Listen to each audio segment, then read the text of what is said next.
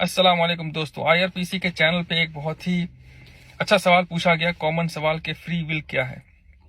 Free will को समझाने के लिए मैं आपको बताना चाहूंगा कि आप अपने आसपास जितनी भी सारी चीजें देखते हैं उसको आप तीन कैटेगरी में डिवाइड कर सकते हैं, तीन कैटेगरी में बांट सकते हैं। एक वो चीज जो कि बेजान चीजें हैं, नॉन लिविंग चीज है। एक वो चीज जो कि जानदार है, जिसके अंदर जिंदगी के आसार हैं। हम ये कहते हैं कि वो चीज जिसके अंदर जिंदगी है उसके अंदर एक खास तरह का मटेरियल होता है, उसको हम प्रोटोप्लाज्म कहते हैं। और एक तीसरी कैटेगरी वो कैटेगरी है लिविंग बीइंग की, जिसके अंदर कॉन्शियसनेस और मेटाकॉग्निशन है। तो अगर आप इन तीन चीजों को समझ लेंगे तो आपको फ्री विल भी समझ में आने लगेगा। पहले बेजान चीज, क्या बेजान चीज के अंदर फ्री विल है? नहीं, लेकिन फिर भी वो किसी न किसी कानून के तहत बंधा हुआ है।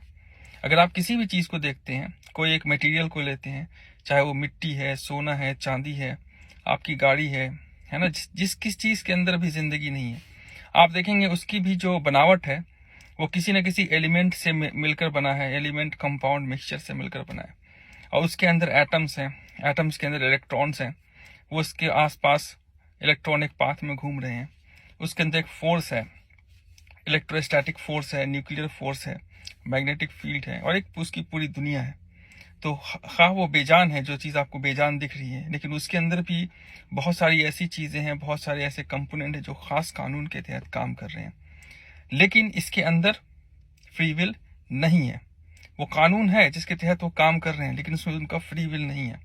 ऐसा नहीं हो सकता है कि इलेक्ट्रॉन एक प्रोटॉन पे जो फोर्स लगा रहा है, वो उस फोर्स को लगाने की ताकत में जो इलेक्ट्रोस्टैटिक कांस्टेंट है, जिसको साइंटिस्ट ने पता किया है, उस कांस्टेंट की वैल्यू को घटा दे बढ़ा दे, उसके बस में नहीं है। प्रोटॉन और न्यूट्रॉन के बस में नहीं है कि वो अपने नेचर को चेंज कर सके, वो एक साथ ही रहेंगे न्यूक्लियस में। कानून है, लेकिन उस कानून में इन पार्टिकल्स की जबरदस्ती नहीं है, फ्री विल नहीं है। अब जानदार पे आ जाइए। जो जानदार लोग हैं, जैसे कि गाय, घोड़ा, बकरी, या जितने भी जानदार आपको आसपास दिख रहे हैं एक्सेप्ट ह्यूमन बीइंग, अगर आप उनको देखेंगे तो आपको पता चलेगा वो भी किसी खास कानून के तहत काम कर रहे हैं, है ना। उस कानून को जब साइंटिस्ट लोगों ने पता किया तो पता चला, एक बहुत ही सिंपल अंदाज उन्होंने बताया कि फूड चेन का कानून है ना। इस फूड चेन में क्या है कि एक प्रोड्यूसर है, एक कंज्यूमर है ना। एक शेर है, उसको भूख लगती है, एक हिरन सामने है, उसको खा जाता है। तो वो इस कानून के तहत काम कर रहा है। अब इस कानून में जो है, उस जानदार के पास हम ये कहते हैं कि उसके अंदर जो है कॉन्शियसनेस, सेल्फ अवेयरनेस या मेटाकॉग्निशन नहीं है। इसका मतलब ये होता है, वो जो काम कर रहा है उस काम का इख्तियार उसके बस में नहीं है। अगर उसको भूख लगेगी तो किसी न किसी जानदार को खा जाएगा। या एक गाय है, उसको भूख लगेगी, वो घास खाना शुरू कर देगी। वो घास क्यों खा रही है, इस चीज की सलाहियत उसके पास नहीं कि इसके बारे में वो सोच सके। ठीक है, इसको हम कहते हैं लिविंग बीइंग, है ना, जिनके अंदर कॉन्शियसनेस नहीं है, मेटाकॉग्निशन नहीं है, लेकिन वो जानदार हैं, उनके अंदर जिंदगी के असरात हैं उस चीज के अंदर। और बायोलॉजिकली हम कहते हैं कि उसके अंदर सेल है, उसमें प्रोटोप्लाज्म है। अगर प्रोटोप्लाज्म नहीं है, प्रोटोप्लाज्म डेड हो चुका है, तो वो भी डेड हो जाएगा, जिसको हम मौत कहते हैं। अब देखिए क्या है इंसान में खास बात, क्या है इंसान में खास बात यह है कि इंसान लिविंग बीइंग होने के साथ साथ उसके अंदर दो चीजें हैं, एक तो कॉन्शियसनेस और मेटाकॉग्निशन है। कॉन्शियसनेस का मतलब ये होता है उसको इस चीज का एहसास है कि वो कुछ है ना, पहली चीज ये। मेटाकॉग्निशन का मतलब ये होता है कि वो जो सोच रहा है ना, चूंकि वो खुद एक एनिमल बीइंग है, उसकी जो बनावट है वो जानवर की बनावट पे ही है, उसके अंदर भी भूख, प्यास, रिप्रोडक्शन और बहुत सारी ऐसी जिंदगी की जो जरूरत है वो उस पर हावी होती है, जैसे वैसे ही जैसे किसी जानवर में हावी होती है।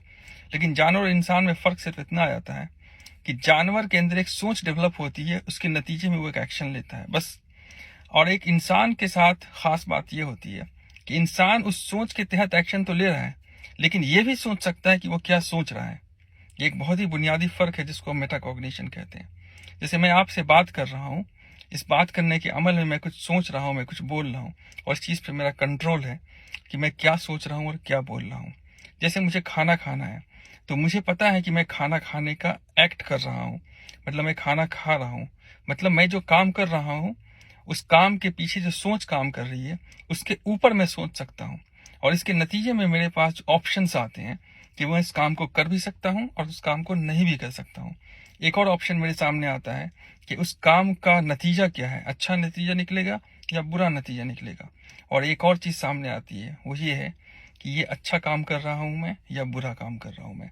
ये जो सोच है जो आपके दिल में फितरी तौर पे फिट की गई है, जिसको आप इरेज नहीं कर सकते। आप कोई भी काम करने जाए आपके पास ये ख्याल ज़रूर आएगा कि ये अच्छा काम है या बुरा काम है। भले ही इस अच्छाई और बुराई की डेफिनेशन आपकी अलग हो, आप एथिस्ट हैं अलग तरीके से सोचेंगे, एग्नोस्टिक हैं अलग तरीके से सोचेंगे, रिलीजियस हैं, अगर मुस्लिम है अलग तरीके से सोच सकते हैं, क्रिश्चियन अलग तरीके से सोच सकते हैं।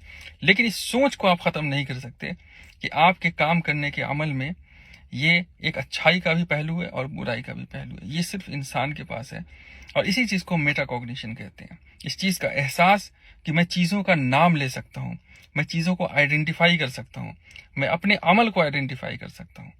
ये जो ताकत है, इसी ताकत जो ताकत आपको दी गई है, अगर आप एक गॉड को मानते हैं तो गॉड ने आपको ताकत दी है, या अगर आप नेचुरलिस्ट हैं तो कहेंगे कि ये नेचुरल इवोल्यूशन का नतीजा है कि ये ताकत मेरे पास आई है।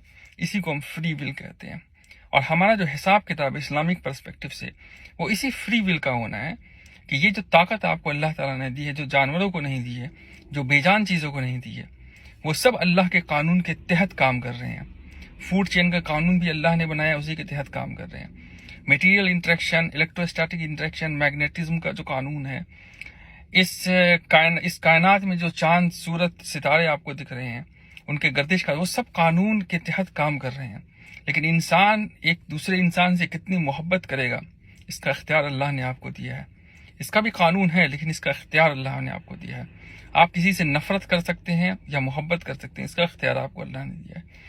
आप किसी के लिए रहमत बन सकते हैं या जहमत बन सकते हैं, इसका इख्तियार अल्लाह ने आपको दिया है। इसी इख्तियार को फ्री विल कहते हैं, जिसका आपको हिसाब होना है। अब सवाल ये भी आता है कई बार कि अगर फ्री विल दिया है तो फिर जन्नत क्या है, जहन्नम क्या है, हमारा फैसला अब तो सब कुछ पता है। इसको इस कॉन्टेक्स्ट में अगर आप देखते हैं कि कई बार ये बात कही जाती है कि अल्लाह ताला को हर चीज़ का इल्म है, इसको पता है कि ये इंसान क्या करेगा, तो फिर फ्री विल का क्या फ़ायदा। ये एक ऐसा कंसेप्ट है जिसके लिए मैं आपको कहना चाहूँगा, इस कंसेप्ट को आप 100% इम्पेरिकल एविडेंसेस के थ्रू नहीं समझ सकते। और हमें इस चीज़ का में बहुत ही ब्लंट होना चाहिए कि बहुत सारी चीज़ें ऐसी हैं इस दुनिया में, इस कायनात में, जिसको हम नहीं समझ सकते हैं। अब हमारी पहुंच वहां तक नहीं हुई है। साइंटिस्ट भी इन चीज़ों को जानते हैं। लेकिन ये जो कानून अल्लाह ताला ने बताया है, इस कानून पे हमारा ईमान है कि अल्लाह ताला ने ये इख्तियार हमें दिया है चूज करने का, कि हम अपने एक्शंस की जो क्लासिफिकेशन है उसमें हम चूज कर सकते हैं अच्छा क्या है, बुरा क्या है, ये फ्री विल है। और अल्लाह चूंकि अल्लाह ताला ने दुनिया को बनाया है, अल्लाह ताला ने वक्त को भी बनाया है। हम दुनिया में जो वक्त को देखते हैं वो पास्ट, प्रेजेंट और फ्यूचर के प्रोग्रेशन में देखते हैं, लेकिन अल्लाह ताला के सामने पास्ट, प्रेजेंट, फ्यूचर सब एक जगह पे इकट्ठे हैं, अल्लाह को पता है। लेकिन जो ये जो इल्म अल्लाह ताला का है और जो फ्री विल है, ये कॉन्ट्राडिक्ट नहीं कर रही है। इसमें बहुत सारी चीज़ें ऐसी हैं कि इंसान दुआ करता है और उस दुआ के नतीजे में उसकी ज़िंदगी में चेंजेस होते हैं, वो सारी चीज़ें आती हैं। तो खैर वो एक दूसरा डिस्कशन है कि प्री डेस्टिनेशन, डेस्टिनी और फ्री विल आपस में कैसे काम करते हैं, वो इंशाल्लाह कभी दूसरे वीडियो में डिस्कस किया जाएगा। लेकिन जो फ्री विल का बुनियादी जो कंसेप्ट है, फलसफा है, वो मैंने इस वीडियो में आपको बताने की कोशिश की है। इंशाल्लाह उम्मीद है आपको ये वीडियो यूज़फुल लगी होगी और आपको ये बात समझ में आई होगी। इंशाल्लाह फिर मिलते हैं अगले वीडियो में। अस्सलाम वालेकुम।